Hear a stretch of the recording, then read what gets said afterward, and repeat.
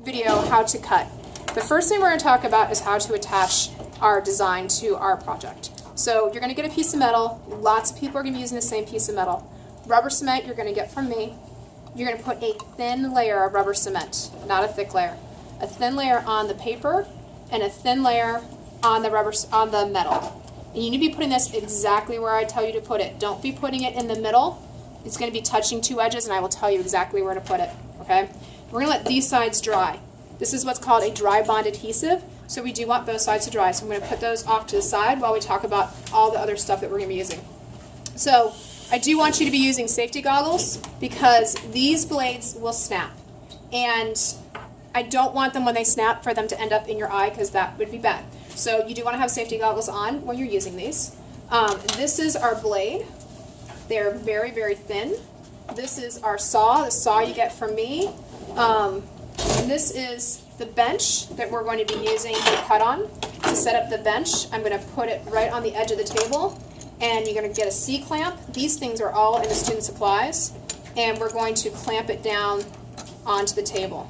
Now the important thing is that the V shape is not up next to the table, because the whole point of this is we don't want to be cutting into our table. There are also clamps like these, but they only work on the very side of the table. Okay? To load our saw blade, what we're going to do is we're going to look at these little teeth. Okay? They are very difficult to see. So I've drawn a picture here. We want the teeth to be pointing down and out. We do not want this smooth part to be what we're sawing with. There's going to be at least one of you guys this year that is going to be cutting with this smooth part, and it's not going to cut. More of you are going to make the mistake that you're going to put this in upside down so that the teeth are pointing up. That does not cut very well either. So you want your teeth to be pointing down and out. This little tip right here is made so that it hooks on the edge of the table. And what I'm going to do, that gives me this extra hand free so that I can put my saw right into there in between the saw frame and the little nut right there, that little screw. Okay. Now I need to second adjust the length of my saw. And what I'm going to do is I'm going to loosen right here so it's just barely touching the top of the saw frame. Now this is where it's important. We need it to be tight. So what I'm going to do is I'm going to loosen this right here so that this can slide into there. And then I'm going to lean against this as I tighten this down. And I want to do that because when I let go, this is going to pull back out again. And it should make a nice little noise. If this is wobbly, it's going to snap. Okay? So that is how you load the saw. This is how you set this up. This is probably dry enough now that I'm going to go ahead and attach this so it doesn't take too long to dry. Now before we actually start cutting, let's talk about the safety of the saw. Here is the deal. This saw, even though it looks like a piece of lead, is sharp enough so that it cuts through the metal, which means it will cut through your finger. Okay? There are 4 things that you need to do to make sure that you do not get cut. 1, you should not be sawing fast. If your head is bouncing up and down because you are sawing so fast, you will saw into your finger before you know it. Okay? 2, don't push on the saw. It should be just a gentle up and down motion. If you are pushing forward with it, this saw will snap and it will jump forward and you will pull it down and it will stab your finger. Okay? Sometimes people come to me with saw blades coming out of their finger, and I have to take them down to the nurse where they will then pull them out. So if you don't push on this, that won't happen. Okay? I went through like 17 years and it did not happen in my classroom once, and then I had one group of kids that kept breaking that rule, and I think I had to take 3 kids down to the nurse's office with saw blades. Okay? So don't go too fast. Don't push on the saw. Watch your fingers. I know that sounds very self-explanatory. One of the worst cuts I had in my classroom was a student who was talking to the person next to them, their head turned, they sawed right into their finger because they weren't watching what they were doing. Okay? Third thing, and this is not self-explanatory, when you are coming around and you're just about ready to cut this piece off and it's about to separate from this metal, you need to be very slow and very careful. because when you do that, all of a sudden there's no metal holding it back and it pulls forward, and if your hand is in the way, it'll pull down across your finger. That's the worst cut that I ever got, was by not paying attention when it was coming off of the metal. If you do those 4 things, you should be fine with sawing, okay? Don't saw too fast, don't force it, watch your fingers, be careful when the last little piece comes off, okay? Now I'm actually gonna ask you guys to move this table just a little bit more, idle space. There you go. All right, so actually sawing your metal.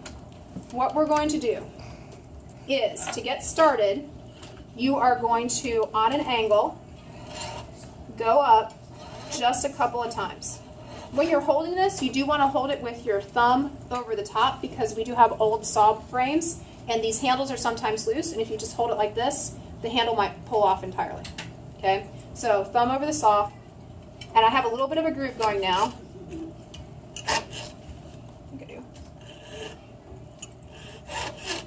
And now I'm going to saw just straight up and down.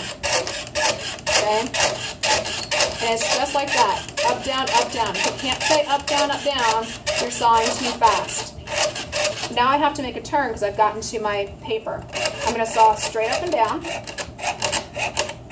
And I turn it just a little bit every time it comes down. I can't just go from here to here because the saw will get stuck. Let me go forward a little bit and show you. If I just try to turn it like this, the saw is now stuck, and if I yank on it, it will snap. Okay, if you get stuck, then very gently push it up and down as you rotate it back until it comes loose. Okay, you also sometimes, this piece is probably too heavy, but if you're on a very light piece and it gets stuck, you can let it go, and it will sometimes just spring back. Okay, but to make a turn, if you're going forward, then each time it comes down, you just turn it just a little bit as it comes down. To make a sharp turn, I'm going to saw in place, and I'm actually going to go into my paper a little bit just to show you. And every time it comes down, I turn it just a little bit.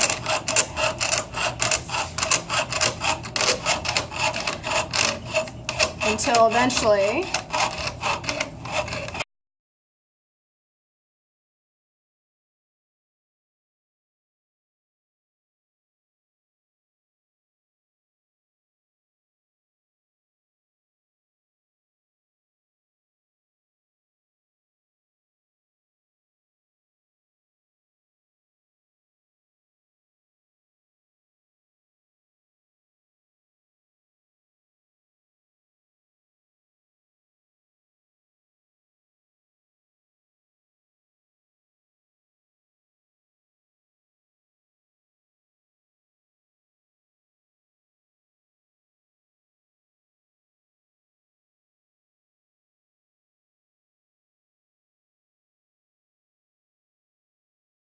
find pieces on the floor, you can use those.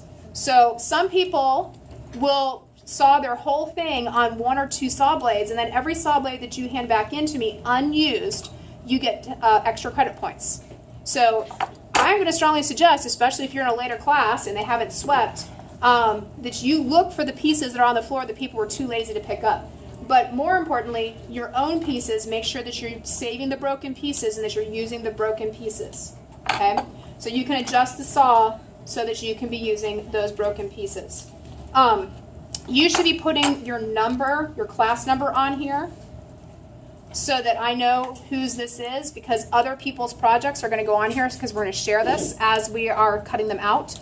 Once it's cut out, you should be saving them in your bin. A good way to save your saw blades is just to take a piece of paper and fold it into an envelope and just put them right inside there. My suggestion is you keep these with your stuff, because my experience is 8th graders will steal from you to try and get more extra credit. So my suggestion is you keep it wherever you keep your pencils, okay?